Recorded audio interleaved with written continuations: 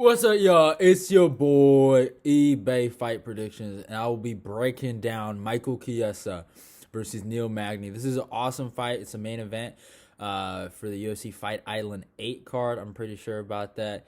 I love the fight. It's one of those fights where it's like, it's kind of hard to predict low key. I was watching tape and I couldn't get a really good read on it. Then I asked some of y'all on Twitter. Some of y'all responded. Y'all was going with Magny and stuff like that. So that was pretty dope. But I ended up, putting, my mind to where I think it's gonna go, and I think I got a pretty decent answer to it, and I know who I'm going with. But let's get to the stats, man. Michael Chiesa. Let's look at the UFC rankings. I'm positive he's maybe 8 or 7 in the welterweight rankings. Let's look. Yeah, Kiesa's number 8 and Magny's number 9. I love that shit, man. 9 and 8 or like 1 and 2. I love that one. That's what I love about the UFC, and I don't hate boxing or whatever. I try to tune into boxing sometimes, and I might try to cover it in the future. But yeah, I love where the best are fighting the best, But yeah, Chiesa comes in as the number 8 guy in the world. 16-4 is the record. It's on a 3-fight win streak. Fights out of Washington. Age 33, height 6'1", and a reach to 75. Magny, number 9 guy in the world. 24-7. Also on a 3-fight win streak. I'm positive he's fighting out of Denver with the Elevation team. Age 33. Height 6'3", so he's a little taller by 2 inches, and he does have the reach advantage. He has an 80-inch reach advantage, so he has a 5-inch. That's crazy. So that's something to really look at for Magny. His how he's gonna apply that jab and stuff like that, and use that jab to, I think I wouldn't say measure distance, but keep distance. I think that's the best way to look at it. But if we look at their most notable wins, Chiesa. Chiesa was a lightweight, once upon a time, and I know it's crazy when you look at him now. It's like, how did that guy ever make lightweight? But, he was, he was coming out of the Ultimate Fighter and stuff like that, and he had, man, he beat James Vick. I know James Vick is out of there, but James Vick at the time was a ranked lightweight once upon a time. Has a win over Ali Quinta. He does have a loss of Jorge Masvidal, but what's interesting about that fight, he did knock down Jorge, but Jorge ended up submitting him.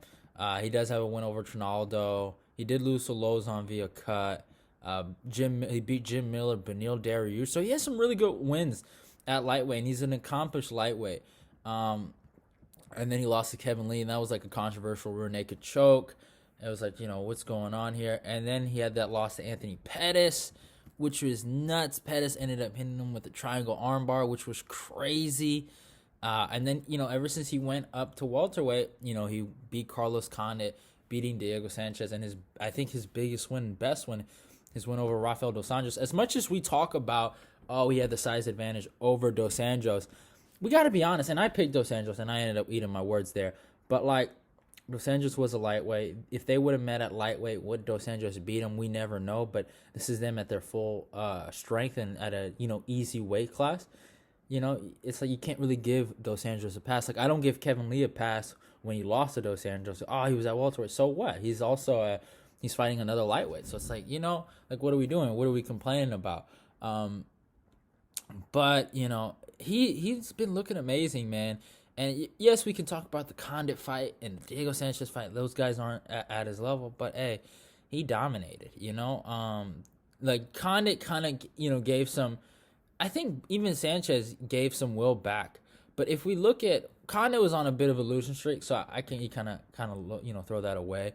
But Diego Sanchez really tried, and he was coming off a win over I think Mickey Gall and I think Craig White, and Craig White's another guy Neil Magny had beat, and Craig White was an interesting guy. They gave him that spot to fight Magny, but interesting. But I think he's on a 5-fight losing streak now since then. But but back to the fight. You can't be mad. He's had really good matchups, but they have matchups that help him grow. and he kind of grew for that Dos Anjos fight. Now it's time to get ready for, fucking Neil Magny in a 5-round fight. The guy that lives in those 4th and 5th rounds. But if we look at Magny's notable wins, he has a lot, man. The guy, he's a killer, man. You look at his record, with really what comes to mind, first I really started noticing him when I seen he had a win over Tim Means. I was like, oh my God, how did he do that? And then, beating Eric Silva, which was kind of nuts. He also has that loss to Damian Maia rear naked choke, and that was crazy, man. When he lost to Maia, and I think it was like on Thrill and Agony, they like have a video of him crying after the loss. And then the win over Kelvin Gastelum over 5 rounds, a split decision. That was crazy. That fight was nuts, man. That was a good fight. And he just showed his pace and his power. And then his Hector Lombard fight was nuts, man. The guy did not give up. And then he has the loss to Lorenz Larkin. He came back beating Johnny Hendricks. Lost to Rafael dos Anjos. That's another common opponent they have. And which is interesting, and it's one of those things. But ended up being Carlos Condit, and then he beat Craig White, and then he had that loss to Santiago Ponzinibbio. That was brutal. Like, he got his ass beat in that fight.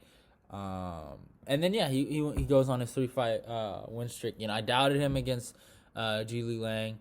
I ended up picking Lang. I thought he was done after what Ponzinibbio had done to him. But he proved me wrong, man. I think that out of the 3, that was his best performance, and he destroyed that cat. And then we got to talk about the Anthony Rocco Martin fight. That was like suspect. I felt like watching that fight. Rocco Martin, low key, I kind of felt like got robbed. It was a close fight, and I don't think because I'm not that big of a fan of Rocco Martin. I don't really kind of care, but low key I can see someone arguing about this, and I really wouldn't argue with them if they would, and they're saying like Rocco Martin got robbed. And I picked Magny to win that fight, and Magny looked great in the 3rd, but I thought he lost he lost the first 2. He was getting slammed, and Rocco Martin was a former lightweight. You put that in perspective. And then he has a really glorious win over Robbie Lawler. I ended up picking Robbie. I love Robbie Lawler, so I ended up eating my words there. But I will say something. Robbie did take it on, like, I think 3 or 4 weeks notice. I don't like making excuses for guys, but you look at Robbie's shape for that fight and then compare him to his Colby Covington fight. He was out of shape. He was flabby. He was soft. So I don't give Magny a lot of credit for it, even though he has wins. When you think about it, like 3 guys that have worn that gold, man. Carlos Condit had an interim title. Johnny Hendricks was a former champ. And Robbie Lawler was a former champ, so you got to give him credit for that. So that's pretty like an impressive list of guys to beat. And those guys, those 3, were like some of the top welterweights back in the day. Nobody was fucking with them, and for him to have those wins, it's really, really interesting. But yeah, I see a lot of people are going with Magny. They're both 33, which is interesting, and Magny does have the reach and height advantage. I just feel like personally, Magny is not going to play the sprawl and brawl game. I feel like he doesn't know he has the striking advantage. I know that's weird to say, but I feel like he's going to engage with Chiesa in the grappling and try to break Chiesa that way. He's done that with a lot of his opponents. Like Anthony Rocco Martin, he's a bit of a grappler. He has good grappling chops. And he was engaging Rocco Martin, even though Rocco had way more success and was picking him up and slamming him. I think Chiesa is going to have a really good event. When I look at that, I'm like, man, like he looks good against guys that have aged, right? Like Robbie, Condit, Hendricks, right? But when he's like dealing with some of these like up and comers, right? He looked amazing against Li Jilang. But like Rocco Martin, he former lightweight, did not look good. Chiesa had a phenomenal performance against Dos Anjos.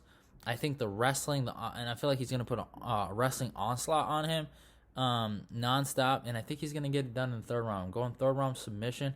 I know a lot of people are going Magny, and I was going to go Magny. I was really planning to go on this video. I'm going to go Magny, but I'm just like, he's on a roll, but, he's been in these opportunities before, and he kind of chokes. Until I see him beat a guy like Chiesa, I think I'll be a believer in a guy like Magny. But I think Chiesa, he's always had top 5 potential.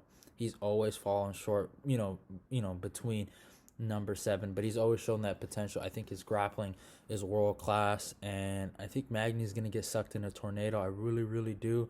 I really feel like he's gonna get sucked in a tornado, and I'm going Michael Chiesa via 3rd round submission. I think it's gonna be an awesome fight. I think it's gonna be really a lot of scrambles. I know a lot of people are saying it's gonna be boring, and they're kind of sad that what's it called,